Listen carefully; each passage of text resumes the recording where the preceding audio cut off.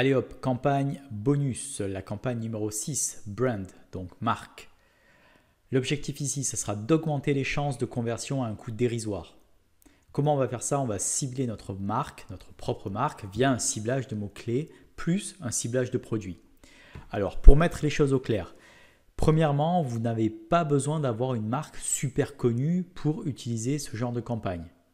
À partir du moment où vous avez une marque enregistrée, donc qui fait partie du registre des marques d'Amazon, que votre produit bénéficie d'un packaging spécial, etc., ça suffit largement. Ce qui est intéressant ici aussi, c'est d'utiliser ce genre de campagne aussi quand vous commencez à développer votre catalogue pour justement créer une certaine synergie entre les produits. Pourquoi faire ça? C'est simple. Un acheteur, un client sur Amazon peut être amené à faire des recherches relativement souvent dans une niche bien précise, par exemple le skateboard. Et à force de faire des recherches, il pourrait en fait devenir familier avec votre marque. Peut-être qu'il a déjà acheté un produit, peut-être qu'il a déjà vu votre nom apparaître plusieurs fois. Et donc c'est tout à fait possible qu'il tape tout simplement le nom de votre marque dans les résultats de recherche. Et nous, ce qu'on veut faire ici, c'est quand quelqu'un va taper notre marque dans les résultats de recherche, on veut apparaître et on veut apparaître en premier. Autre raison de faire ça, c'est que si vous ne faites pas ce type de campagne, un concurrent ou des concurrents pourraient aussi lancer une campagne avec votre nom de marque dans leurs mots-clés ou même avoir saisi votre nom de marque au sein des back-end keywords, c'est-à-dire au sein des mots-clés, vous savez, dans l'édition de la page produit. Donc, vraiment, de manière générale, si vous n'adoptez pas une approche défensive par rapport à votre marque, des concurrents vont venir vous voler des ventes. Donc vraiment, j'insiste, ce genre de campagne, vous allez voir, en plus ça coûte rien. Il faut vraiment que vous mettiez ça en place parce que c'est vraiment efficace et au moins vous protégez un peu plus votre écosystème. Alors on va créer une campagne, gestionnaire de campagne, créer une campagne, sponsored products. Nom de la campagne, on va l'appeler brand. Date aujourd'hui, pas de date de fin. Budget 20 $, là aussi il n'y a aucun risque pour qu'on dépasse ce budget-là. On va choisir un manual targeting, donc ciblage manuel. Au niveau des enchères, on va rester en enchères dynamiques à la baisse uniquement. Dans un premier temps, on va créer un groupe d'annonces en mode ciblage par mots-clés. Donc brand keyword. Dans un deuxième temps, on créera un autre groupe d'annonces et là, on aura un ciblage par ASIN. Donc ici, c'est le ciblage par mots-clés. Donc on choisit notre produit. On sélectionne ensuite ciblage de mots-clés dans un premier temps. Et ici, on va saisir la liste des mots-clés qui gravitent autour de notre marque. Ici, je prends le nom d'une marque de skateboard qui s'appelle Dinbin. Vous allez saisir les mots-clés Dinbin skateboard, Dinbin skate, Dinbin planche à roulettes, Dinbin cruiser. Vous pouvez bien entendu essayer de rajouter après votre nom de marque les mots-clés les plus pertinents qui se réfèrent à votre produit. Ici, je vais me mettre en type de correspondance ou en match type en anglais phrase. Pourquoi? Parce que vous vous rappelez, je veux quand même garder une certaine cohérence et que mon produit apparaisse à chaque fois que quelqu'un met le nom de la marque plus le mot-clé qui suit. Donc, peu importe le terme que la personne mettra, à partir du moment où il y aura Dinbin skateboard ou Dinbin skate ou Dinbin planche à roulettes, mon produit apparaîtra. Si j'avais mis broad, mon produit pourrait apparaître à chaque fois que quelqu'un tape skateboard. Et ce n'est pas ce qu'on veut. Nous, ce qu'on veut, c'est vraiment ressortir quand quelqu'un tape et saisit notre marque. Si maintenant vous êtes confiant sur le fait qu'en mettant simplement votre nom de marque, par exemple ici Dinbin, il n'y ait pas de confusion avec des produits différents des vôtres, rajoutez aussi dans les mots-clés juste le nom de votre marque. Donc ici, on pourrait rajouter tout simplement Dinbin.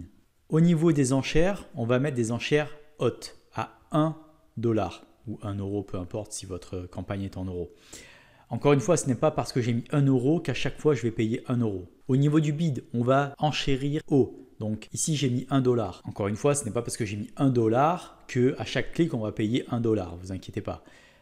Par contre, ce qu'on veut ici, c'est vraiment être sûr d'apparaître quand quelqu'un va taper notre nom de marque. On n'a pas envie d'apparaître en 3e, 5e, 8e page. On veut apparaître tout en haut, première page, première référence. Voilà, donc là on vient de créer le groupe d'annonces en mode ciblage de mots-clés. Maintenant on va créer un groupe d'annonces en mode ciblage de produits ou d'ASIN. On va faire créer une annonce. Dans paramètres, on va donner comme nom brand ASIN ou si vous voulez, vous pouvez mettre brand product, peu importe. Hop, on saisit notre produit. Maintenant, on met ciblage de produit. Et ici, au niveau de l'onglet produits individuels, on va saisir une liste d'azines. Soit vous pouvez choisir un ou plusieurs azines, il n'y a pas de problème. Et ça sera tout simplement l'azine de votre produit. Là aussi, il faudra définir une enchère au niveau de votre produit. Généralement, il ne devrait pas avoir d'enchère qui devrait être proposée, mais voilà, là aussi, on bide relativement haut à 1 $. Donc là, on a créé notre campagne avec 2 groupes d'annonces bien distincts. Maintenant, on va voir dans le seller central comment la campagne a évolué après 30 jours. Hop, dans annonce.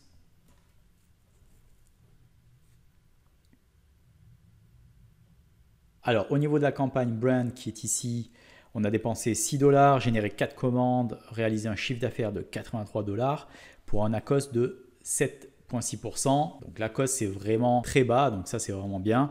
Au niveau des dépenses, donc 6 $ sur 30 jours, ça nous revient à environ 20 centimes par jour, donc c'est très bas aussi. Donc on va rentrer dans la campagne. Donc là, on voit bien nos 2 groupes d'annonces, le groupe Brand Azine dans lequel on a ciblé notre azine et le groupe d'annonces Brand Keyword dans lequel on a ciblé le nom de notre marque ou le nom de notre marque plus le mot-clé de référence de votre produit. Donc on va rentrer dans l'annonce Brand Azine. Allez, dans ciblage. Voilà. Donc moi, j'avais saisi 2 azines, très exactement. Donc là, on voit que le premier azine sur les 2 azines que j'ai paramétrées, qui font partie de mon catalogue, a généré 9 clics et 2 clics. En fait, ce qui se passe, c'est que, admettons que je vais sur mon produit, donc le skateboard, hop, en dessous, ici, au niveau de la section Sponsored Product Related to this item, je vais avoir de nouveau soit ce produit en question, soit l'autre azine que j'ai saisi. Donc finalement, je vais voir dans cette section d'autres références ou la même référence de mon catalogue. Et donc ça c'est bien parce que voilà, en plus d'être dans le produit, un acheteur potentiel va revoir le produit à ce niveau-là. Donc plus il va le voir le produit, plus il va être incité à l'acheter. Ça c'est clair et net. Voilà, donc le deuxième azine a généré un peu moins de clics et aucune commande, c'est vrai, alors que le premier azine a généré 3 commandes. Mais voilà, de manière générale, je suis à 7,76% à ce niveau-là de ACOS, donc je suis plutôt pas mal. Alors maintenant, on va aller voir ce qu'il se passe au niveau du groupe d'annonces Brand Keyword, c'est-à-dire au niveau du ciblage de ma marque via mots-clés. Donc ici, il y a les 2 produits que j'ai sélectionnés, 2 produits de mon catalogue. On va aller dans ciblage. Voilà, donc à gauche, il y a l'ensemble des mots-clés, c'est-à-dire la marque plus le mot-clé de référence. Donc par exemple, marque skateboard enfant, etc. Vous avez compris, on en a déjà parlé. Donc là, ce qui est intéressant, c'est au niveau du mot-clé qui est juste finalement le nom de la marque. On voit qu'on a généré 166 impressions et 2 clics. Donc 166 impressions, c'est quand même pas mal, c'est même beaucoup. Par contre, on n'a généré que 2 clics. Donc là, en fait, j'ai compris ce qui s'était passé.